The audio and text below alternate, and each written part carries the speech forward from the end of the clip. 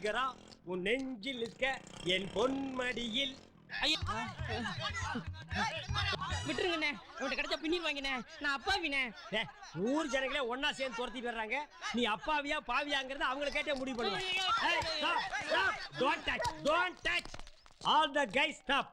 உங்களுக்கு யாருக்கு என்னென்ன பிரச்சனைன்னு சொல்லுங்க, நான் கிளியர் பண்றேன். அண்ணா விவரத்தை கேளுங்கண்ணே. பேசுற ஓங்கி வாயிலே ஆப்பி போடுவேன். பேசாமல்றா. இவன் என்ன செஞ்சான்? இவன் எங்க எல்லாத்தையும் கடை வாங்கியிருந்தான். இப்ப லாட்டரி சீட்ல பிரைஸ் வந்தோடனே எங்களை ஏமாத்த பாக்குறான். பிரைஸா? பல லட்சம் இருக்குமோ? இதுக்கு போய் இந்த குழந்தைய இப்படி துரத்துறீங்க? அண்ணா விவரம் தெரியாம பேசாதீங்க. நீ சின்ன பையன், சீட்டை மட்டும் கொடு. டேய், யார் யாருக்கு எவ்வளவு வரும்னு சொல்லுங்க. எனக்கு 25, எனக்கு 10, எனக்கு 30. ஸ்டாப். எல்லாத்தையும் கவுண்ட் பண்ண முடியாது. டோட்டலா சொல்லுங்க. 2 லட்சம். 2 lakhs. ஓகேடா, அதுக்கு நான் பொறுப்பு. இனிமே இந்த குழந்தை பையன் கிட்ட போய் நீ கேட்க. விவரத்துக்கு என்ன ராஜா விவரம்? உனக்காக தான் நான் பேசுறேன்ல. இவன் பணத்துக்கு நான் பொறுப்பு. ஓகே, நீங்க பொறுப்பேத்தா போதும்னே. நாங்க பணத்தை மெதுவா வாங்கிக்கிறோம். ஆனா ஒண்ணுனே, எங்க பணம் மட்டும் வரல, மேலும் 1 லட்சம் ரூபாய் செலவு பண்ணி உங்க கையை கால வாங்கிடுவோம். இது எங்க தொழில் தர்மம். தர்மமா? இது கர்மம். கட்டைய மாட்டக்கடா. அப்ப நாங்க வரோம். வராதீங்க, போங்க. அப்பா, என்ன குட்டிமா இந்த கொலைகாரன் கிட்ட போய் நீ கடன் வாங்கி வச்சிருக்க? குட்டி, முதல் பரிசு எவ்வளவு? 10 லட்சம். 10 லட்சம்.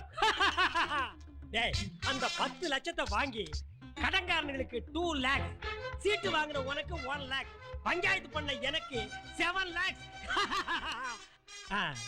வா பேங்க் போலாம். எதுக்கு பேங்க்?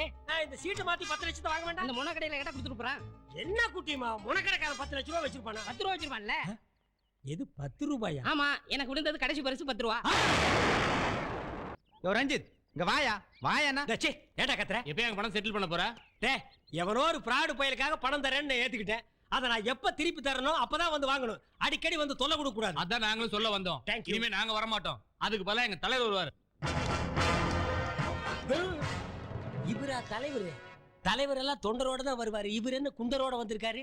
மரியாதையா இன்னும் 1 வாரத்துல உங்க பணத்தை திருப்பி தரல, உன் உடம்புல தலை இருக்காது. ஏன் அதை எடுத்து இடுப்புல வச்சுக்கிறியா?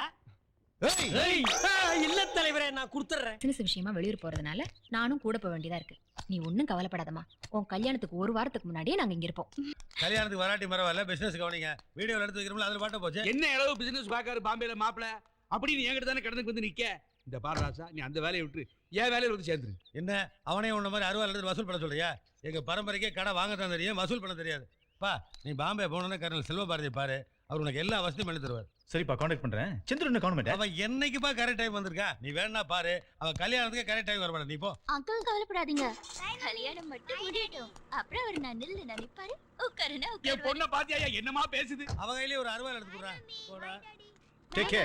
Bye daddy.